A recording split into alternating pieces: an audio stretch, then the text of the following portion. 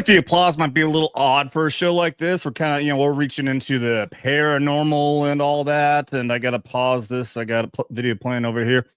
Hey guys, welcome to our very first ever Close Encounter. Oh man, I've screwed it up. Danger Close Encounters, everybody. I'm gonna have to get all new like spooky sound effects and everything for this stuff. I set up a good spooky background, got all the colors changed and everything from blue to red. I think it puts on a good ambiance of the paranormal and spooky nature of this show. So hey everybody, welcome to everyone over on Vets Investigating Paranormal VIP. Get some merch.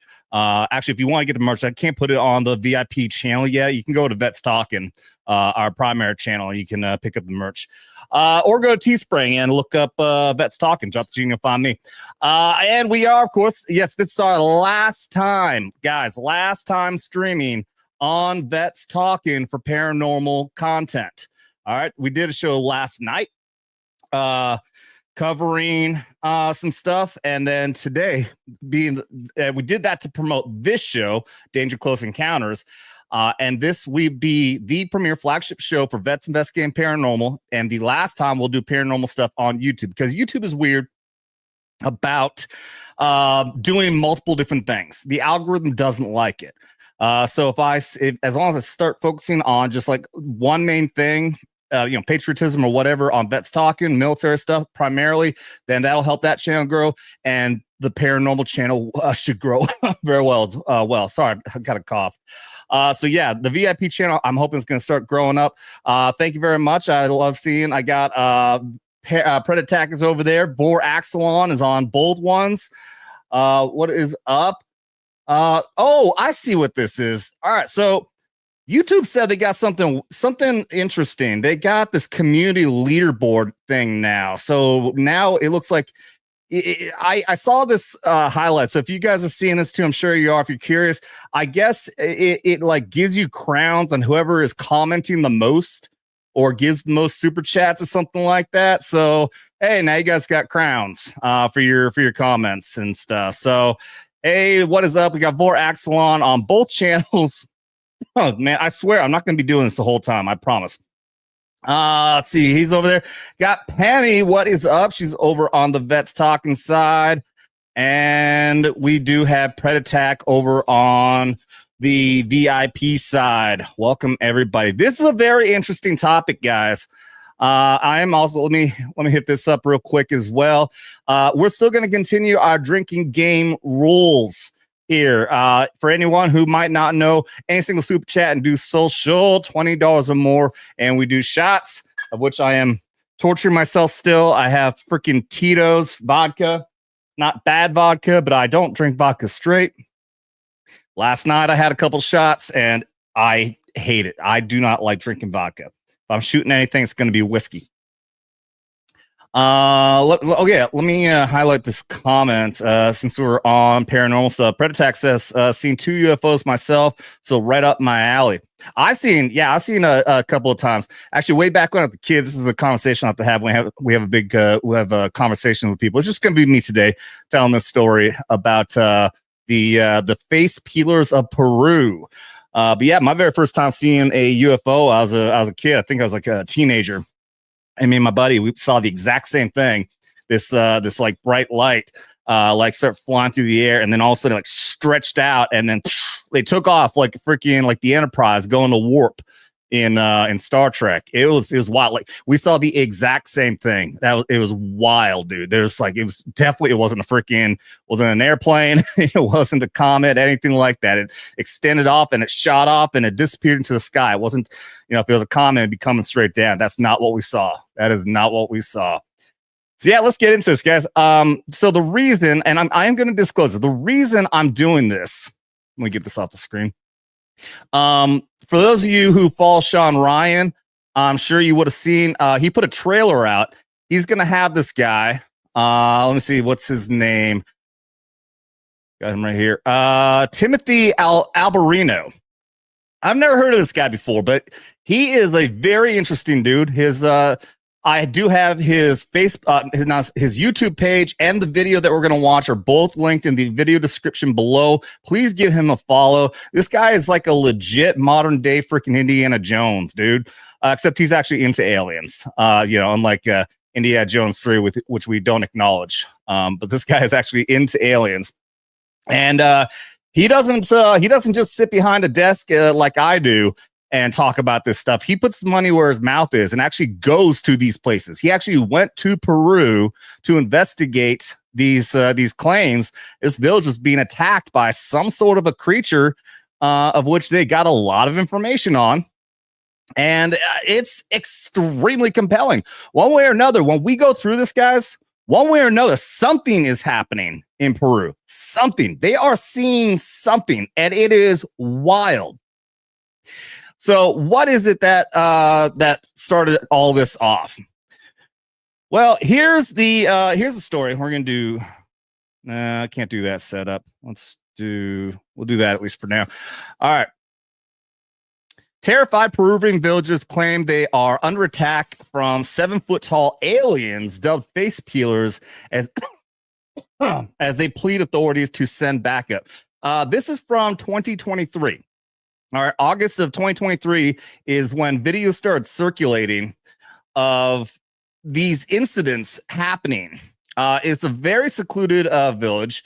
I believe the village itself is something like a couple hundred people in this place called, it's San Antonio. This is not San Antonio, Texas. It's San Antonio, Peru. And actually, it's actually San Antonio something. Everyone, they ignorantly just put San Antonio on there. Man, these freaking ads. Can you believe this? Daily Mail. Holy shit. Look at this crap. All right. Let me go down. I'll show a couple of things. So these are some of the pictures and videos that started circulating that got everyone really interested in the face peelers case. I'll quickly go through this because we're going to go through the video, guys. And the video itself, like I said, is of Timothy in Peru himself, actually interviewing these people, actually getting their testimony, all this stuff. But here's a story that started everything off back in 2023. Terrified villagers in a rural Peruvian village district have claimed they have come under attack by 7-foot aliens. They have dubbed Los Pelacares, or the face peelers. Members of the Iktu tribe. I got to put my old man goggles on because it sucks when I try to read without them. The Iktu tribe of San Antonio native community have reported mysterious figures in dark-colored hoods attacking the villagers who live in the rural district of Alto Nane, northeast of Lima, Peru. One such attack, a 15-year-old girl who we're going to talk a lot about, had been taken to a hospital. According to the community leader, the teenager narrowly escaped, but as a result of the struggle, they cut part of her neck.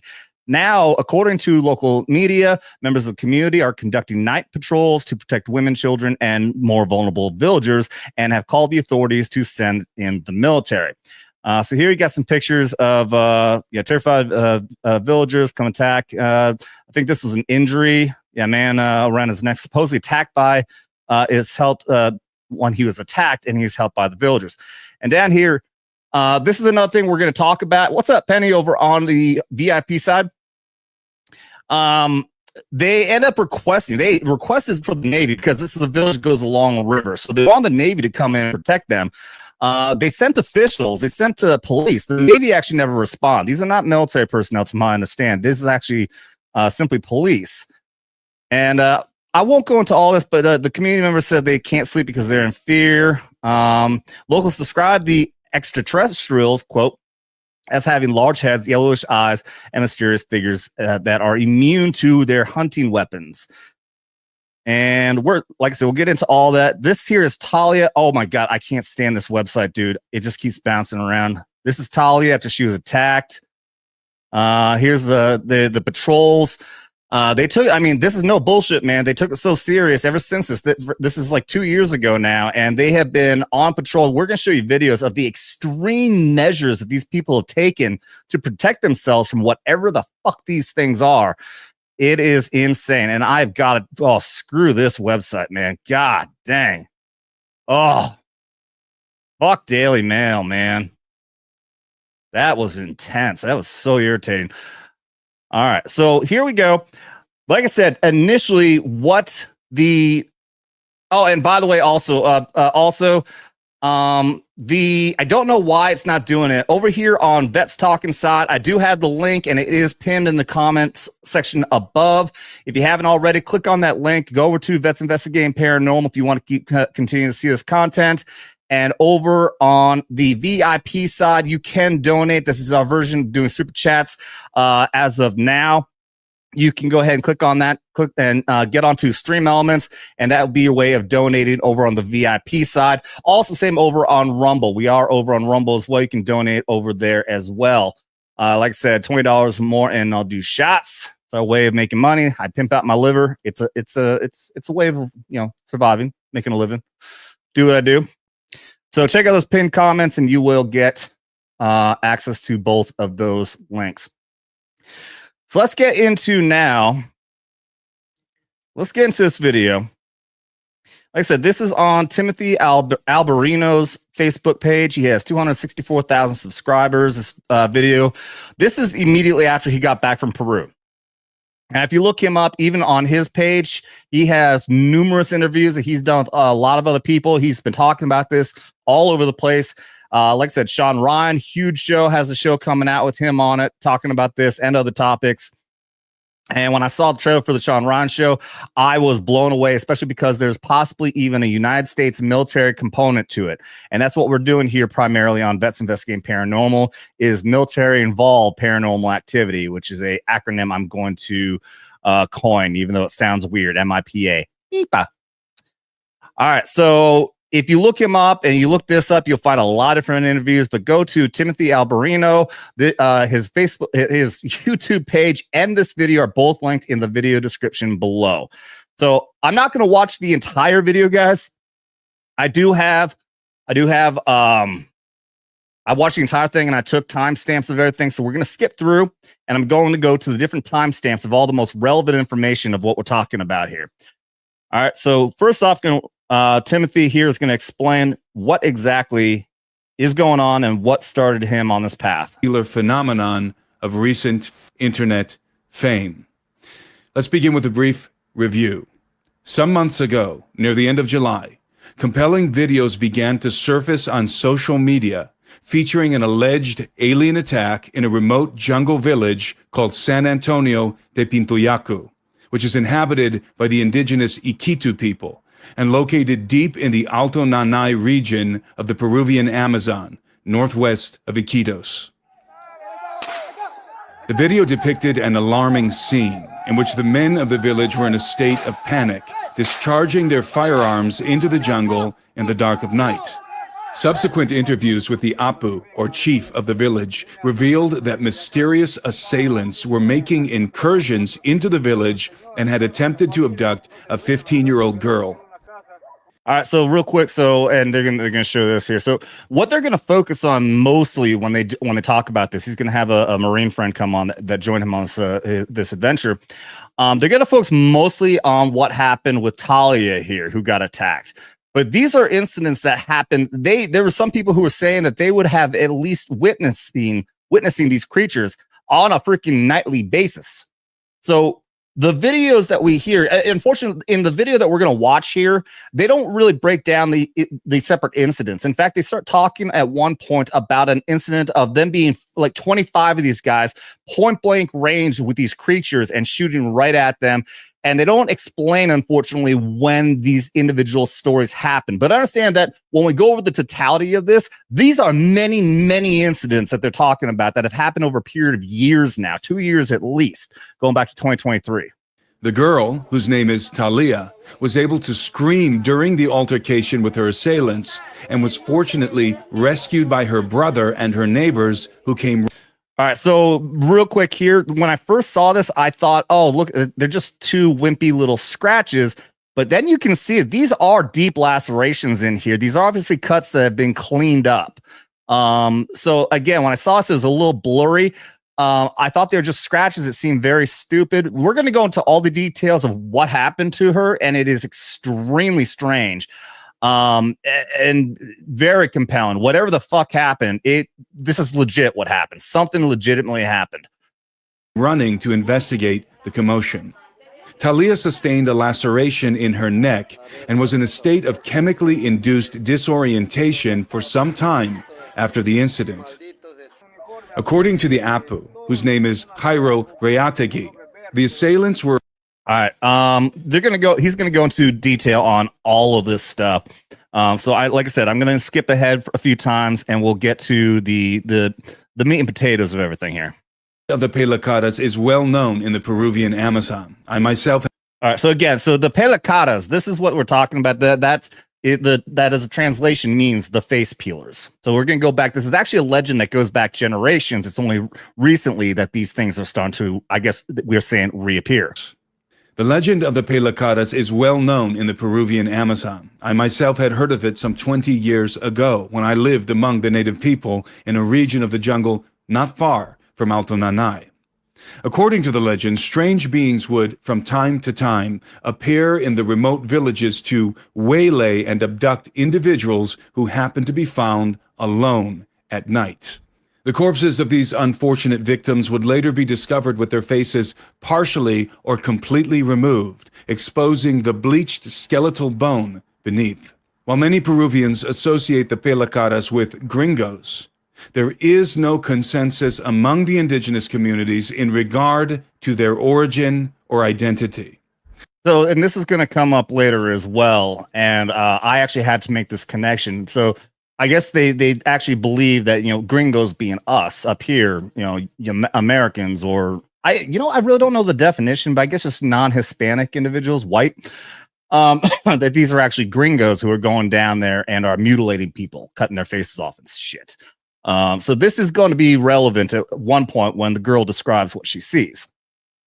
Some believe that they represent an international group of organ harvesters funded, perhaps, by cartels, while others maintain that they are non-human beings and even extraterrestrials.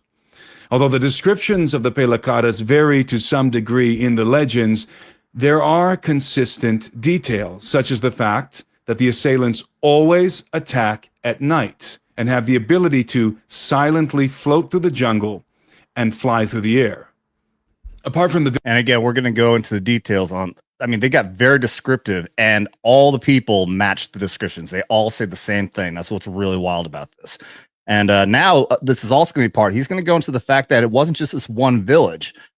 They'll talk about later that there's another location that had almost the exact same thing happen. Something close, it's like 50 or 80 miles, a long distance away through thick ass jungle. So it is impossible. The idea that something was happening at a similar time so far away, unless these things are the same things and they're flying through the damn air, is virtually impossible. Video which had surfaced from San Antonio. Another video appeared on social media featuring an alleged Pelacada encounter in the city of Nauta, which is 2 hours west by road from Iquitos, the capital city of Loreto. The video, captured at night on a cheap smartphone and therefore dark, grainy, and low resolution, seems to depict an alien... This is going to come up later on, guys. I wish I would have had a picture ready to show you guys close up what this thing looks like, because it's wild. Alien gray type being, which is momentarily illuminated by a flashlight. Now, he says it looks possibly like a gray alien, but yeah, if you look up here, you can see possibly one big eye here, one big black eye, possibly another one here. It's either something that could be looking off in this kind of direction, or it's something that's looking hard over in this direction. And trust me, when we compare pictures together later on, it's going to blow your fucking mind, so stay tuned. These videos, as well as others, went viral on the internet and provoked much fear and trepidation throughout the jungle regions of Peru. The villagers of... All right, I'm going to skip ahead a couple steps here. Incident eventually arrived from Iquitos to responded. Yeah, here's when the police show up, and this is fucking so dumb what you end up seeing here. By the way, if anybody's over here watching on the VIP side and you're not familiar with me, I'm sorry. I'm a former Army soldier. I cuss like a sailor or a soldier, however you want to say it. So I'm going to say this is not really very child friendly. Only a couple of police officers eventually arrived from Iquitos to interview Talia about the attempted abduction. These individuals, after conducting a piss-poor investigation, determined that the village was being attacked by river miners equipped with jetpacks who were terrorizing the villagers in an attempt to drive them off their land. This... I meant to pause that and then play that. That's a fucking funny ass joke, isn't it? Gold miners with jetpacks is the story. And that actually ended up being the mainstream story that everyone ran with. Ridiculous fabrication was quickly picked up by the Peruvian press and subsequently by the American press and became the official narrative. As a result, interest in the story soon evaporated. So, I mean, that in itself is just absolutely mind-blowing. Here's a very similar case of when our government here in America doesn't like something to happen, they say it's something like swamp gas. It's a weather balloon. It's something like, in a lot of cases, it actually could be something believable, because in a lot of cases, sometimes it could be. A lot of cases, it is swamp gas, or maybe it is a weather balloon. So they can actually run something that's actually reasonable. But obviously, the Peruvian government doesn't have the same skill of line as the American government. So they say it's fucking gold miners with fucking jetpacks. That's a laugh. All right, we're going to skip ahead to where here's evidence of just how scared these guys are. Okay, everyone thing here is going to start talking about his journey on getting there and everything. But if you don't believe that that there's something happening here, look at what the extreme measures these people did to protect themselves from whatever this is. Village was palpable. The villagers had cut down a wide swath of jungle surrounding their community in order to extend their line of sight and create a buffer zone between themselves and the jungle. By cutting down the trees, they could remove the cover that the assailants were using to covertly approach the village in the dark of night and create more real estate to plant crops closer to their homes, as they were no longer venturing out to their plantations. Look at that. That is crazy. They clear cut all of this around their village because they're being attacked, so frequently in this area, and the trees were secluding whatever is attacking them, that they clear cut all of this. Now that is insane. That's how you know something's going on. Exactly, Pred Attack. Thank you. That is absolutely insane. If these people were lying, because there's been stories like that. I've seen other ghost stories where people have been able to debunk them because it's just a kid who's, trying to get attention or something like that. You don't see that with this place. This entire village is terrified of whatever the fuck is going on. And again, is it paranormal? We're going to go through all this and we're going to determine, we're going to try to guess, speculate, but something is happening here. As they were no longer venturing out to their plantations. All right, and then now we're going to skip ahead over to where it gets into describing these creatures, what they look like, what they're wearing, all that. Are tall, of what I was told. The assailants are tall. Most estimates describe them as being considerably taller than me, standing somewhere between 6.5 to 7 feet, perhaps even up to 8. They are arrayed in black armored bodysuits and wear large, elongated helmets that cover the entirety of their faces with yellow-tinted, almond-shaped eye lenses. They are equipped with small backpacks, hard shell rather than fabric, and their footwear is very peculiar, with 2 discs on the soles of each shoe. When they leave tracks in the forest floor, they look like 2 circles rather than the typical shoe or boot imprint. Now, I'm immediately I'm gonna point out here that this sounds crazy. All right, this sounds extremely weird. It sounds like something made up or something that you would find in a freaking movie. But the fact is that all these people are seeing the exact same thing.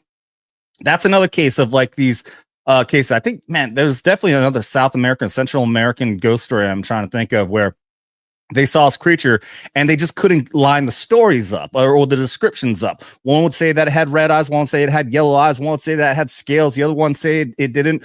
This is not the case here. They're all saying the exact same thing. They do not carry any visible weapons in their hands, and they are exceedingly agile when they walk and run, even capable of jumping over houses in a single bound. This is likely due to the fact that the discs on the soles of their shoes, which emit a red light, are outfitted with some kind of propulsion technology that enables them to hover a meter off the ground and lunge into the air. In almost every interview I conducted, the assailants are described as surfing on top of circular platforms that are about 3 feet in diameter and that can hover in place or accelerate at high rates of speed. These platforms are encompassed with lights of varying colors and are completely silent as they move through the village, except when they accelerate off the ground, at which point a sound something like compressed air can be heard. The assailant. So again, we're talking about something that's extremely different here. You know, when typically if we hear of something of some sort of UFO activity, you know, whether it be the gray aliens or anything like that, you never hear this kind of stuff about some sort of body armor or having these hoverboards or anything like that. If you guys are thinking the same thing I was when I was hearing this, they say it in another interview. This sounds very much like the description of the Goblin or Hobgoblin, whatever, the Goblin from Spider-Man, Green Goblin. And it sounds a lot like that, except it's not a jet, you know, it's not jet propelled or anything. They're on some sort of disc that are flying them through the air. So he gets down through that. And then let's see, there's also a UFO component. There's some sort of a ship. What do you got over there, Pred Attack? Usually UFOs don't make a sound or make a low hum. And that's another thing. Why is this thing making any kind of sound at all? And he'll say it later on. I can't remember if I have it time coded or not. That the fact that it makes some sort of a sound when it accelerates. They're saying that maybe it requires some sort of an extra propulsion in order for it to get going, I guess, to be able to accelerate and start to fly. Other than that, they're saying it's silent. So this just doesn't align with typical type of UFO activity as we know it, whether it be the grays or any other kind of species. So that's why it's very compelling, and we're going to have a lot of speculation about this. Let's get over to the ship. He says talking about a ship on here, 1436. Always two or groups of two. Aside from the flying circular platforms, the assailants are also equipped with advanced aerospace vehicles, what we might call UFOs. These craft have been seen by multiple people in the village and are described exactly the same by everyone. The fuselage of the craft is shaped somewhat like an acorn, with the narrow part being the nose and the wider part the aft. They're about the length of a private jet, but much wider, and in the place of wings, they have small, rounded protrusions which fold open and deploy a series of rapidly blinking lights. The craft have been viewed hovering above the village at very low altitude, some 30 to 40 feet, and have no apparent propulsion systems such as engines or propellers. In one case, the craft appeared to be completely transparent, and two pilots could be seen sitting inside. Yeah, that's so this guy right here, they talk about, he's a fisherman, and when he saw us, and that's what he described it as. So when we're talking about the creatures and the suits and everything, and it sounds like maybe they watched the movie Spider-Man and they're describing the Green Goblin. Okay, you can go with that argument if you want to try to call them out for bullshit. Where the fuck did they get this idea for this acorn shaped spacecraft, though? This is like nothing anyone's ever seen, and it's multiple people who describe seeing this. Like I said, they've seen this thing flying over their village. Some people say almost on an almost nightly basis. They've all fucking seen this thing, and they all describe it the same way. Like the circular platforms, the craft are completely silent, except when they accelerate, at which point they make a low-frequency humming sound. The platforms and the craft have been seen on many occasions by many people hovering above or flying over the village. Even according to one account, the very night before we arrived. We spent a total of 2 nights. All right. So, and that's the thing is that they are going to say that they're there for 2 nights, but both nights were raining, and they say that when it rains, these things don't show up. So, could it be convenient that when these guys show up, all of a sudden it's not there, or is it accurate that these things just will not fly in the rain? Don't know. But let's see. We're gonna get ahead here to the interview. I believe when they start talking with Talia herself, he ends up bringing his friend on here. This is his Marine friend that he's with right here, and he's also going to be on here speaking, going through on video, talking with him for this interview. We're going to go to 2457.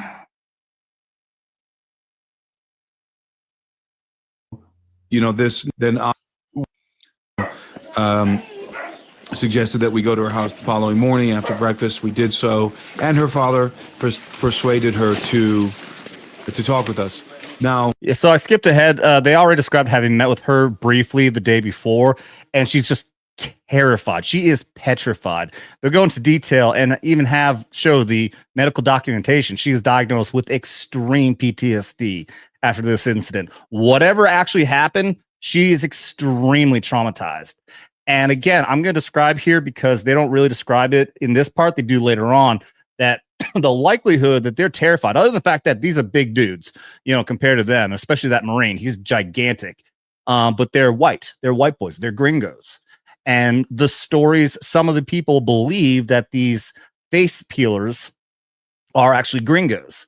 So the possibility she's so terrified because she believes that gringos are the face peelers. So she's scared of them because they may be face peelers themselves. If you recall, Doug, before I started to interview her, and before I started to interview her, she was extremely nervous, just like the previous day. But then after I asked her the first question, and it was simply, Talia, please tell us what happened to you.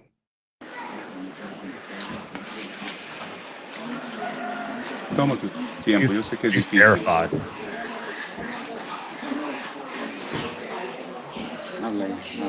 And I had to look closer. He's going to describe her trembling. And you can't really tell. She just stood there and trembled. Head to foot, trembled. For probably a good 2 minutes, just stood there silent, trembling. She could not speak. Obviously something very traumatic had happened to her right there in the backyard where we were standing. And the assailants were...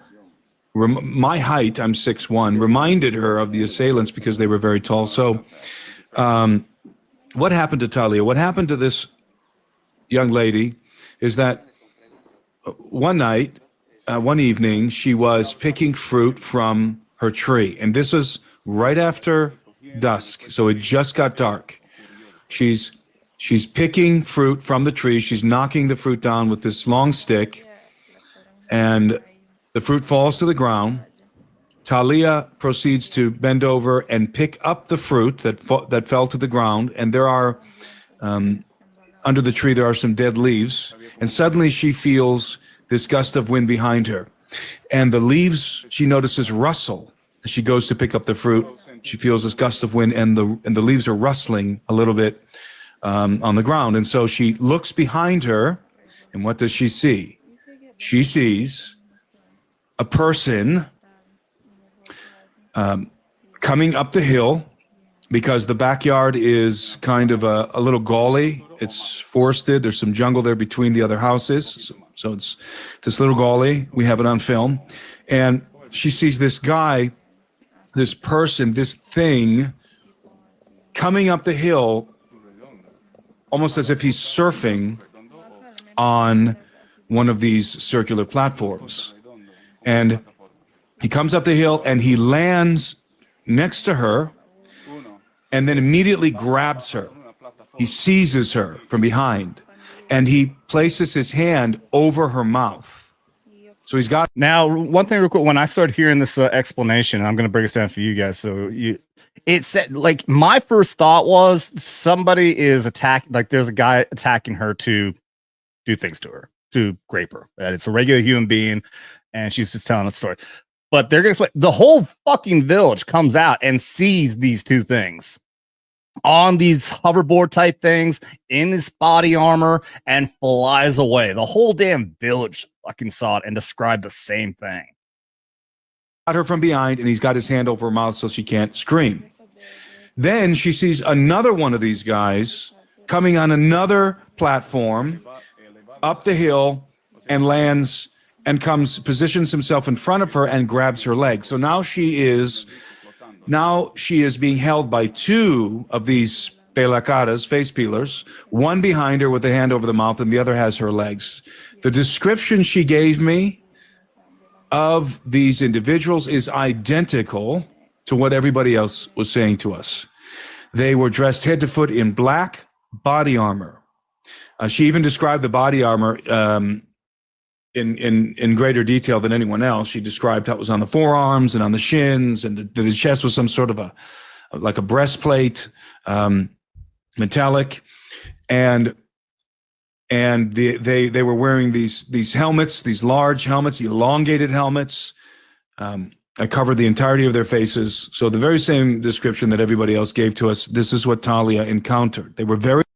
And I don't know what the timeline of events was, because like I said, I showed the article going back to 2023, and it's when the video started to really circulate about these attacks. But I don't know if this was the first incident. It seems to me like people had already been seeing these creatures before she was attacked. I'm not sure about that, but nonetheless, like obviously this continued to escalate, and that's when you saw these extreme measures. For anybody who wasn't here earlier, these people are so freaked out they clear cut like a large swath of their forest around the village so that they could see these things coming. That's how intense this is. Very tall. One of them, which she calls the gringo, was taller than me, considerably taller than me. The other, I think she said, was about my height, if I recall. That one I dubbed the Peruvian. The reason why is because, according to Talia, these individuals spoke Spanish. The taller one, she says, spoke Spanish like me, like a gringo with an accent, and the smaller one spoke like a Peruvian. And I specifically asked Talia, the Spanish that this individual spoke, was there an accent? Was it Ecuadorian? Was it Bolivian? Was it Cuban? Or did it sound like Peruvian? Did they have an accent? She said he sounded just like all of us. So I started calling this individual the Peruvian. So that's how I'm going to refer to them: the Peruvian face peeler and the gringo face peeler. We don't know if they're people. I'm not saying they're human beings. This is the testimony that Talia gave us. And he's also going to go into the fact that she's the only one that has ever described these things, of anyone ever hearing them talk. And he'll basically say that the possibility is that she might be misremembering. I can't remember the word he used. It's actually something I had to look at. It's basically something to fill in a gap of memory, because this was such a traumatic incident for her. That's why you can see how terrified she is. That happens. That happens a lot to guys in combat as well, is that you'll misremember some things and you'll have to fill in those gaps, and your brain just automatically does that. We're not saying she's lying, but somehow she may have this remembrance of hearing Spanish, and one speaking in Peruvian accent, one speaking with a bit of a gringo accent like us. So still, they're going to say the same thing. Is this conjecture? Yes, we don't really know, but it could explain the possibility of why she's the only one that's heard it and no one else. They might not have been talking at all. It's there in her backyard. So these individuals have her in this manner, but they're hovering, mind you. They're hovering on these platforms, and they proceed to lift her up. Now, I don't recall, Doug, if she was telling us something about how she was speaking very, very softly. She was very nervous. She was telling us something about how they attempted to lift her off the ground, but couldn't. Somewhere in the course of this encounter, they were attempting to lift her off the ground, and for some reason, they were having a hard time. So they took her behind this hut. that's there on the property. All right, so I'm gonna fast forward here a little bit. So basically, this is another thing that they're gonna explain. It sounds like she's actually possibly misremembering this, because if we're actually talking about these two giant, like over 7 feet tall creatures that have this technology with a hoverboard, and they couldn't even pick her up off the ground, this 15-year-old girl who maybe is about 110 pounds soaking wet, that they couldn't even lift her off the ground. And she said instead they just dragged her over here. The likelihood, if this happened the way that it sounds, the likelihood is that they just dragged her. That they dragged her down there to perform this procedure on her. That's actually more likely than what she's kind of explained here, that they couldn't even pick her up. Toothpaste packet, and almost like. Then they took out a larger tube, almost like it sounded like, and I asked her, like sort of like a large toothpaste packet, and they put the cream on their hands. And this was the guy that had her from behind. So recall, the gringo has her from behind. He's covering her mouth. The Peruvian has her by the feet. And the gringo proceeds to smear this cream all over her face. And she said that her face instantly went numb when the cream was applied, and it began to swell. And she even tells us that at that point she heard the Peruvian guy say, be careful, don't apply too much. You're going to ruin the flesh. And then she later explained that what she heard them saying was something about how if they apply too much, the flesh is going to stick to the skin when they take it off. Something along those lines. It wasn't exactly clear, but something like that. I assume what he means is actually more like the skin is going to stick to the skull, like it won't be able to come off. But yeah, I skipped ahead too far. What they also described is that they took a material and they kind of like mixed it together and then took a syringe and stuck it up her nose, which is what put her in this state that they described earlier. She's kind of in a dazed, conscious but immobile state at this point. When we showed the video of her earlier when she was at the hospital, you can see she looked like she was asleep, but apparently she described she was still pretty conscious. She could comprehend what was going on. So all this again is very, very strange. You know, if you hear about actual alien abductions, they don't need to stick a syringe up your nose and make you inhale anything to knock you out. They'd have some sort of a beam, or they can do it psychically or something like that. So all of this sounds very much like it's more terrestrial type technology, but way more advanced than what it really should be. And then also, I mean, the strangeness that of, you know, them trying to apply this material so they can cut her fucking face off is really high strange.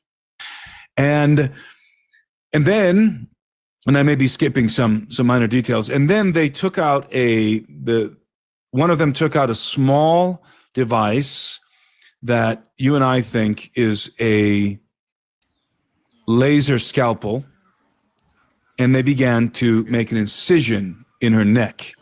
In other words, they were very likely going to peel her face off, just like the legends say. At this moment, Talia began to struggle. She began to lift up the mask, the helmet of the guy behind her, the gringo holding her from behind. And as she was doing this, somebody, I think it was him, or if not the Peruvian guy. Dude, that freaking crow or a chicken crowing like that scared the shit out of me earlier. I had no idea where it came from. Guy who was holding her legs, one of them slapped her in the face. And when they did this, they dropped her. And this gave her a moment in which her mouth was no longer being covered, and she was able to scream. So she hits the ground, she screams. Her brother and her family members are on the other side of the house on the porch, sitting there outside. They have their flashlights on them. Talia's brother gets on the scene with his flashlight. The neighbors are up higher on the hill. They come down with their flashlights, and they all see the same thing. What they see are two individuals, these two individuals we just described, dressed in black, head to foot, very tall, hovering on these platforms, on these circular platforms. And Talia is lying there on the ground, bloodied up from the incision in her neck. Her face is swollen. And Talia says that at this moment, she heard the Peruvian face peeler say to the gringo, let's go, let's get out of here. And the gringo replied, no, we can't just leave her here. And according to Talia, he proceeded to grab her by the hair and try to drag her and perhaps lift her off the ground on his platform. The neighbors see this. They have their flashlights. They start to yell. And eventually the gringo drops her. And these guys maneuver themselves to where there's an opening in the trees. And they lift off the ground at a high rate of speed and disappear into the sky. One of the things to first off, I just realized I've been watching the wrong chat. I thought I was watching the VIP chat, but it's actually Vets Talkin chat. Okay. I do want to address one thing. First off, Pred, surprised I didn't camp out for a week. So one thing, he had to charter a boat that took 2 days to get out to this village. And then after that, I think it probably took 2 more days to get out of there. They say 2 nights there, but then they also went to the other village. So this is still an extended trip, going to multiple locations to do this investigation. And I'm going to guess they probably just did it for as long as they could afford, to be honest. If you think about it, I'm sure this guy is not well, maybe he is a millionaire, but I'm sure this is a very expensive trip. So he was probably only doing it for as long as he could. He probably had to, pay these boat guys and whoever else money for every single night that they're out there. So there is that. You'll say here, if they were so advanced technology, why would they need to take a face instead of making a realistic mask like our CIA does? I mean, if that's the purpose of it, I don't know. Again, this is all all we can do is speculate based on the information that we're being given here, because it's just freaking weird. One, if these are human beings with this super advanced technology with like hoverboards that make no noise, that can fly through the air, why are they cutting people's faces off? If they're even aliens, if they're aliens or some sort of other creature, why are they cutting faces off? We don't know. They are going to speculate like maybe it's some sort of organ harvesting. Because actually, you know what? I think I might have actually skipped past it. There was other videos and clips of other people who had their faces cut off. People were killed and faces cut off. You could actually, I'm pretty sure I wouldn't be able to show it here on YouTube anyways. I think that was actually on a video that I have up here that's on a website, not on YouTube. But you could see the clean skull underneath. It was a clean cut skull that was left over. So the question is, why? What's the purpose of this? We don't know. It could be some sort of a ritual. Don't know. I mean, I was going to say it towards the end, but could be speculation. Maybe this is some sort of advanced technology that's being used by a government. Maybe it's our government going down to Peru and testing it on villagers. Don't know. But that's, again, we're going to go through all the information to figure out what the hell's going on. What's up, JB, over on the VIP side? You are all VIPs over on Vets Investigating Paranormal. By the way, everybody over there, if you like what we're doing, please double tap that like and subscribe. Be greatly appreciated, and have those comments keep on going. Oh, and again, we are doing drink game rules. So any single $20 super chat, and I'll do shots. Anything else? Social, drink some drink. All right, let's keep going. Let's see. I'm gonna skip down to where are we at? 35. They talk about the face cream. Yeah, actually, let's do this because they're going to show the video again of her attack or, her in the hospital. So let's skip ahead here and see this. Unconscious at the end of this. Yeah, I wish we could have had a toxicology test done on her to see if it was narcotic based or not. The cream that she put on, or that was put on her face, reminiscent to me, sounds like a very high dosage lidocaine mixed with something else that vasodilates the blood vessels in the face. We did see the 2 scars. Yeah. So again, I'm going to go a little bit first. There you go. You can see right inside. You can see a very clear, deep laceration. And what they're going to speculate later on towards the end of the video is that why is there 2 lacerations? Well, she's struggling, and it's very possible that this angular one was actually the first cut, And then they realize they can't go with that one because it's not clean cut. So here's the second one that is more straight across. They can give it a clean cut to peel her freaking face off, which is so weird and disturbing. But also I speculate because this is some sort of this isn't a knife that they're using. It's like almost a mini lightsaber scalpel or something like that. Which is why it's a very clean cut. Actually, it was Cisla, the father, showed us the picture on his phone the night it happened.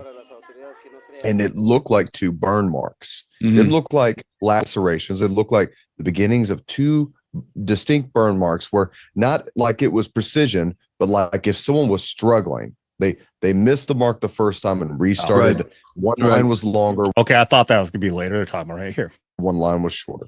One of the things that she described, though, is as the man grabbed her, whichever one it is that grabbed her the first time by the fruit tree, he was down on the surface and hit something on his ankle like a button and activated the circular platform. Yeah, that caused it to lift off the ground. Yeah. Yeah, so thinking of this, they had to move so quickly, both of these guys, that we're not talking about like a hoverboard that you can buy at, some knick-knack place, even one that costs tens of thousands of dollars. This is a piece of equipment that's very agile, very mobile, and is very efficient, which is not what we've researched lately. We haven't researched anything that matches the description of what these guys were on. No, we have nothing like this. This is not conventional technology. From all the descriptions that we've heard, it does not appear that we're dealing with propellers. This is some other kind of propulsion system. As I mentioned earlier, they have backpacks. They're not fabric backpacks. They're hardened backpacks, hard shell backpacks. You and I surmised out there in the field when we were talking to these people that perhaps we're talking about battery packs or maybe even small reactors, something like that. And their feet seem to snap into these boards, into these circular platforms. Again, the boots have their own little discs on them, and they're capable of hovering without the boards, just with their boots. But when they snap into the boards, I'm calling them boards, but when they snap into the platforms, the circular platforms, they can accelerate at a high rate of speed. So they have capabilities on these circular platforms that they don't have with just their shoes, with just whatever kind of technology, whatever sort of technology is being deployed from their shoes. Our military has jet pack type technology. But it is massively bulky. Like there's video out there. These guys, there's these gigantic propulsion systems that are on their arms that they use to maneuver themselves while the backpack, actually propels them in the air. And they show like they have this ability where they can land on the ground, quickly disconnect from it, and have their weapon ready to go. So we do have that kind of technology. And that's something that's been revealed. Here's the case. I've talked about this on Vets Talkin, that any technology that we see that's out there that the military has revealed has been in the works for 10, 20 years. It used to be when I was first in the Army, back in 2001, when I first got to my first unit, 193rd Airborne Brigade, we were given, we were one of the first conventional Army units to be given tactical satellite radios. It's not the first time those radios have been out. Special operations, special forces and Rangers had these radios for a while before us.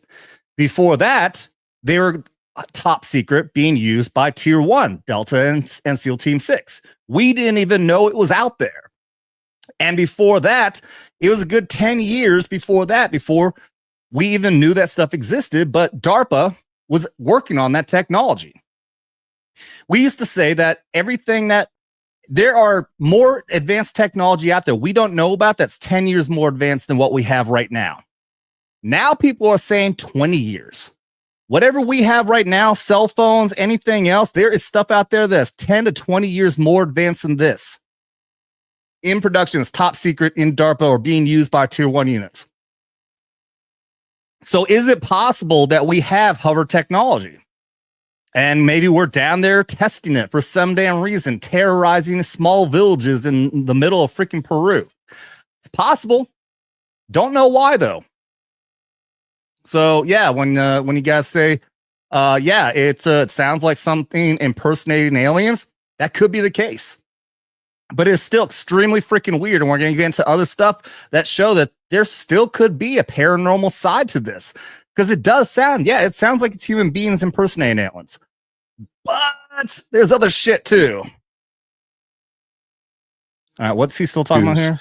So I think we can agree that there's nothing like this, certainly in the commercial sector. I would highly doubt that there's anything like this. Okay, yeah, we're going to skip ahead because, there's nothing else out there that's like this technology. And you're right, cattle mutilations, exactly. They do talk about this in other interviews, that it's like cattle mutilations, 100%, which is so damn weird. Look at Skinwalker Ranch. That actually does really come off as more of a paranormal thing than it does actually like human activity. Why they're cutting these things apart, why they're cutting cows apart and taking their organs. Could this possibly be even a combination? Could this be humans using alien technology? Maybe it could be some sort of a team up. That's not a possibility. All right, we're going to skip ahead to talking about their flying abilities. The strangest in how they fly and how they're seen. Eyewitnesses, it appears to me that they're not actually disappearing. It appears to me that either they're just leaving really, really quickly on this technology, or their armor has some sort of a cloaking effect. Because when they fly on the platforms, you cannot see them unless you train a light on them.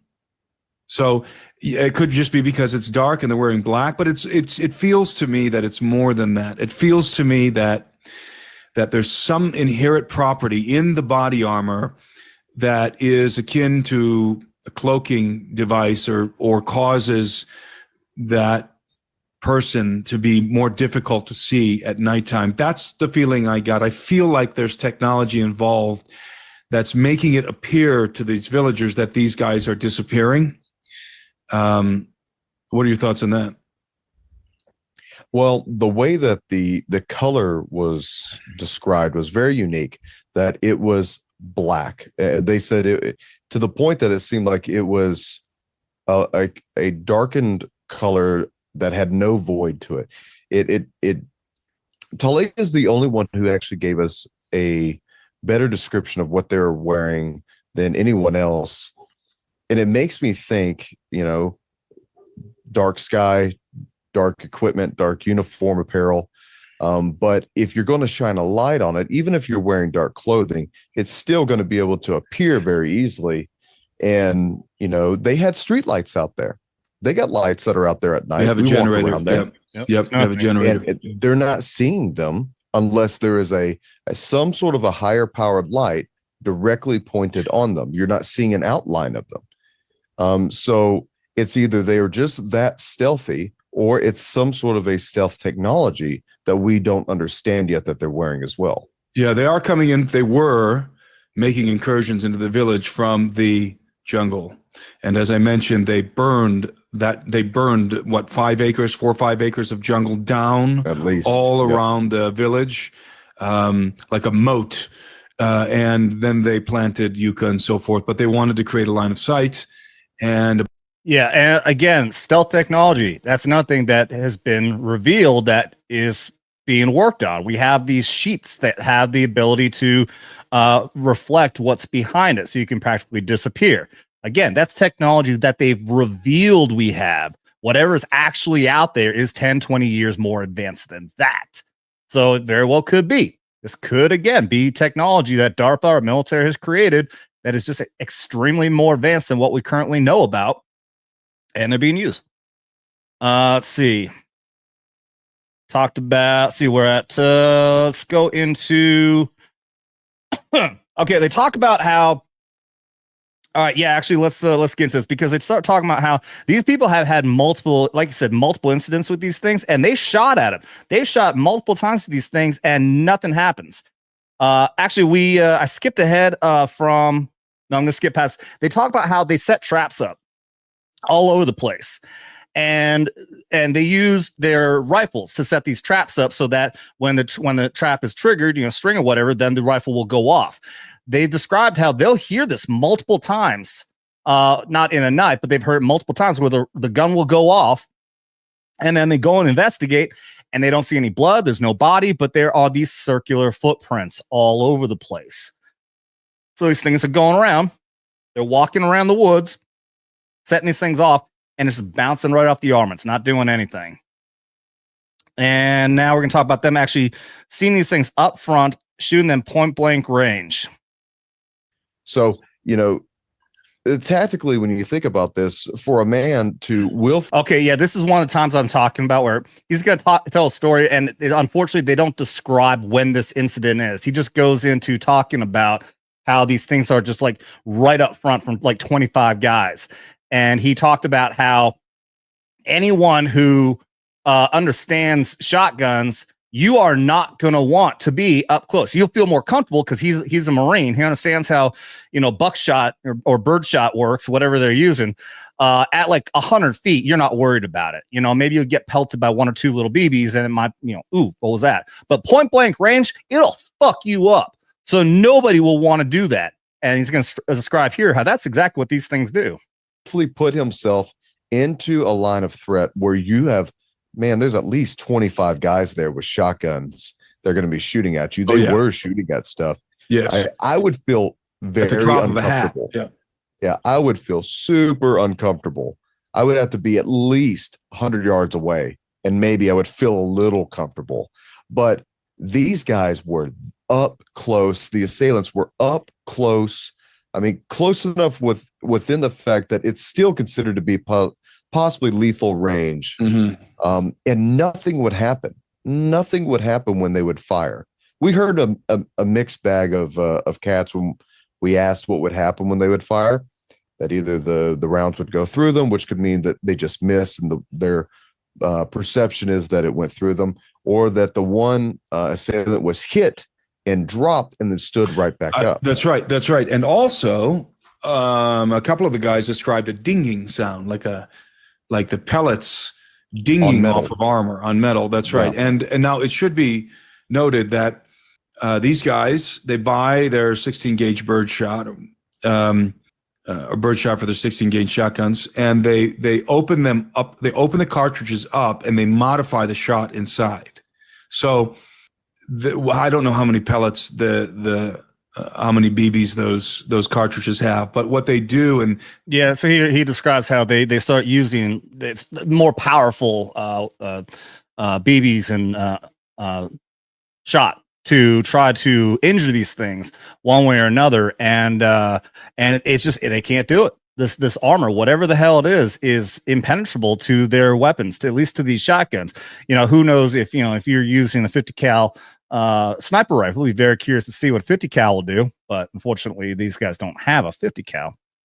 So here we're going to go into a little bit more talk about how the type of advanced armament these things are using. Obviously, whatever body armor these things have is more advanced than anything we have in the military. To be able to take a routinely 16 gauge shotgun blasts, point blank range, and not injure any of them, no blood, right? Like you said, I think somebody said one fell down, right? Just because of the blast of the shotgun. But my God, if it's going to knock you down on your butt, you would expect the guy to be shouting and yelling, right? You would expect that individual, let's say it was a group of mercenaries, right, who are there to human traffickers, mercenaries with advanced technology. One of them gets shot point blank range, falls on his butt. You would imagine that you would hear him yell, right, and then call out to his buddies, I'm hit, or something like that, or anything, whatever, right? Yeah. Nothing. They don't talk except for. You'd be expecting radio communication. That's right, radio communication, at least through their helmets. And the only account we have of any of them making any noise at all is Talia. Yep. At one point, I was surrounded. You were actually inside.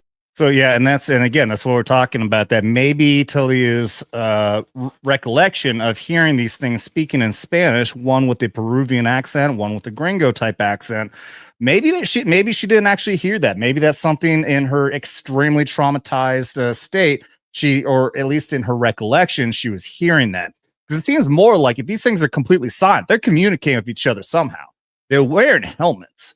Now, either this is some sort of communication via telepathy, they're psychically talking to each other, because that's the understanding or belief that we have that great aliens or these other creatures could be doing that, or inside that they are talking through a radio and you just can't hear it.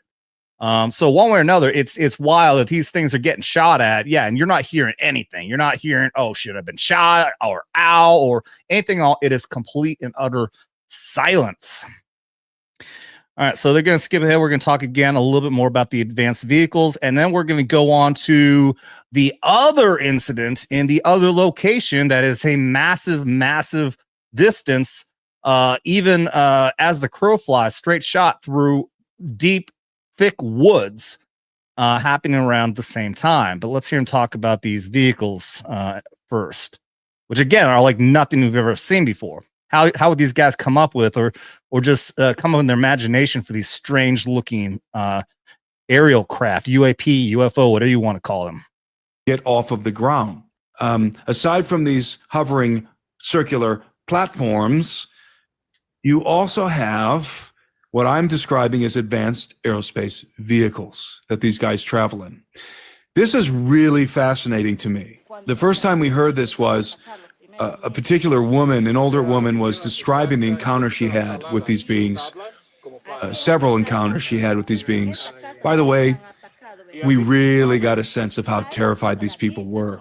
She said that during the height of this thing back in July and August, all of the families, because obviously these are very tight-knit communities. They have families, large families in the community. And she said all of the families that normally live separated from each other in different houses were all huddled together. So all of her family members, she said, they're sleeping on the ground. They're all huddled together. They were terrified. Every time they heard a sound, they'd run outside with their flashlights. She said they were living in abject terror. And that's another thing, like we're talking about. No matter how you want to judge it, if you want to be skeptical and say, well, it can't be aliens, and then, no, well, we don't really have technology like that. No matter what, something is happening that's terrifying these people. They clear cut 5 acres of forest surrounding them so that they could see these things coming. They literally moved their lives so they could be closer to each other so that people can't be individually picked off if they're too far away. They set up these traps all over the place, with these guns shooting off and then hitting nothing, or hitting them and not doing any damage. No matter what, something extremely weird is happening here. And she said that one night she observed about 30 or 40 feet above her house. She looked up and she saw this vehicle hovering there silently. It was just hovering silently above her house. And she drew, I asked her, what did it look like? She described it the best she could. She described that it wasn't like an airplane in that it didn't have wings. It had these little stubby protrusions on the side. And then she drew, and I don't know if we have this on camera, she drew the shape of it in the ground, in the almost dirt. Acorn-like. It was very much sort of like an acorn shape. And which is the same shape as what we saw on the whiteboard, which actually they'll talk more about that again too when they talk to the fishermen.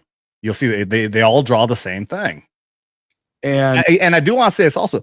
Now, if this is fake, yeah, they can all be talking to each other, communicating and saying, hey, this is what I saw. Okay, this is what I saw. This is what we saw, and have their stories straight. But anytime it's ever come up when something like this happens and it turns out to be fake, they can't get their story straight. They don't say the exact same. They'll say something similar, but it's always something a little bit different here or there. Only in very rare incidents will somebody have something different. Like they'll say that at one point somebody says, well, the armor actually looked more silver than black. Only one single person, everyone else across the board said black. Could it be that the person either remembers differently or saw something different? Because it really sounds like this is extremely reliable that that everyone's saying the same fucking thing. And I believe someone else told us that as well. She definitely did. She drew it in the sand. And you and I were like, wow, that's really bizarre. Like, that's really weird. If she would have drew like a saucer, right, or a cigar-shaped thing. Or a delta. or some sort of a delta shape. But this was extremely bizarre. Of course, I've seen something like this myself in Cleveland, Ohio, so that's why it was really intriguing to me. But she drew this for us. She recounted the incident. It made no sound. It hovered completely silently. There were no propellers. There were no engines. There was no propulsion system to speak of. It just hovered 30, 40 feet above her house. It was about the size of a large helicopter, like a Chinook or a troop carrier, or a small jet aircraft, like a private jet. But it was not thin like that. It was wider, like an acorn shape, something like that. Now, when have we ever heard of acorn-shaped UFOs? Just like they broke down. We have the typical saucer shape. We have the typical cigar shape. You've seen the one Tic Tac. You've seen the Delta, which is like the man, that's actually believed now to be an advanced aircraft. It's actually shaped like a triangle. There's all these are very common. We've never heard anybody ever describe an acorn-shaped UFO. She told us that, and you and I were just sort of like, wow, that's really weird, you know. And then later on, later that evening, a gentleman came up to me, an older gentleman. Okay, all right, we're gonna skip ahead. They go into a few more details, but I want to skip ahead now. They're gonna go to, I believe it's Nalta. I kept on hearing different names to this place, but this little village right here, that's like a couple hundred people. We're now gonna go along, like something close to somewhere between 50 and 100 miles away to the east, I believe, through deep jungle. Like I said, the only way to even get to this place is by river. So the only way that something could get to this other place that has something like a population, I can't remember if they say 1,500 or 15,000. I think it's 1,500. It's a bigger city. And a lot of people saw what happened here. This is not a small little community. And this was taken on camera of what they see here. So let me skip ahead, and we're going to get to the Nalta. Again, I believe that's how it's pronounced. San Antonio and do a summary, our final thoughts and analysis. But let's switch gears and talk about the Nalta incident. Because after we... Again, Nalta, I don't know where it is they're talking about. San Antonio, I can remember, I can pronounce. I don't know what this is. Did the investigation in San Antonio de Pintuyacu. We went back down the river, back to Iquitos, and we got in a vehicle and drove to Nalta. Nalta's 2 hours west of Iquitos, southwest of Iquitos. And this is where that particular video was filmed, in which it appears that we might be looking at some sort of a gray alien type being in the video. So we wanted to go and investigate that, observe that location during daylight hours, so that we can get a sense of the perspective and of the size of whatever it was they were looking at. And we were able to do that. Now, let me say that I made a mistake in the original reporting on this incident. I had conflated the first video of the villagers firing into the jungle with this second video. I thought that they both had occurred in San Antonio de Pintuyacu. I should have known better. It says Nalta on the video, and I realized while we were in the village, wait a minute, this is Nalta. This is not San Antonio de Pintuyacu. And what did you say the distance is from San Antonio de Pintuyacu to Nalta, Doug? Earlier you said it was 55 and a half miles as the crow flies through the densest jungle in the world. Yes. You're not getting there quickly. Right. So again, there's no roads connecting these places. There's not even a road to the San Antonio village. You can only get there by a river or going through deep, deep woods. As the crow flies, that's a long distance to go, either by river or by land. So, and Nalta, it needs to be, we need to understand that San Antonio de Pintuyacu has a population of 200. Nalta has a population of 35,000. Oh man, 35. That's way bigger than I was even thinking. That's huge. All right. So we're going to get to it, man. Like again, so I was talking about that video that we just saw again. They're going to zoom in on that. It's going to blow your fucking mind of what that thing actually looks like. And real quick, again, I want to thank everybody who's watching over on Vets Investigating Paranormal. It's our very first ever show of Danger Close Encounters. It's going to be a regular live stream over here. We're also streaming over on Vets Talkin. Thank you guys. It's going to be our last paranormal show ever on Vets Talkin. If you guys haven't already, you can go to the top of the chat bar. I've got it pinned up there. Click on that link, and that'll have a subscribe link to take you over to Vets Investigating Paranormal if you want to see more of what we're doing here over there, our military themed paranormal channel. We're going to have a lot of conversations like this and all of our ghost investigations going forward. So everyone, please do double tap that like and subscribe as well. This is not a village. This is a small city, very well-known city, connected through a road to Iquitos, the main city, the capital city of the province of Loreto, in the northern jungles of Peru. And we went there during the day. We found the spot. We found the exact spot where the video was taken. Yeah, so they're going to say it's like right up here. That's where we see the video. It's going to be right up here where you see this bundle of the trees. Here's the pole. Here's the tin roof. They're standing along here, various people. One had a camera. He's probably standing on the other side of this pole or right here. And the guy with the flashlight was also standing over here or here. He might have been standing here, and the guy filming was there, flashing up there. But it happened somewhere in this area, right up in there. There was something there. We learned something very interesting here in Nauta.